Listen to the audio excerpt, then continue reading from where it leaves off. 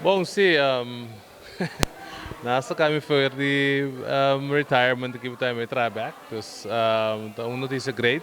Yankees, assim, unin ng coaches tampa temporada 2022 e também 2023. Dus, lamita ba yendo pronto para join a coaching staff aí na Tampa para spring training. May sort ko lockout ka ba? Mita sempre da Korsou Hensley Meulens. Baseball is temporada 6 luna. Dus, ora 6 luna pa sa minta back.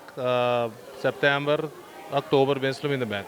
Não, não, agora que é conflito que está reinando, tá é doinan que é donang. Dus dan se a vence for de dezembro. Então, for de dia aí, dan tá bezig de negociar um novo, no vincla. Aí era também um deadline, tampouco não logra chega a um acordo, pero tem uma visão se era na baita marduga negociando. Awe tá me trobe nanda bezig, dus mas espera que não pode chegar a um acordo na próxima hora, não para nós temos uma boa notícia que spring training vai começar. Spring training será começar dia 5 de fevereiro.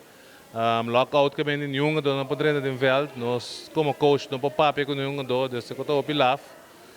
Fanático anda guardando, foi beisebol acaba feio em novembro aí passar. Pero vamos esperar que tenha uma boa notícia de hora na mineira para nós começar.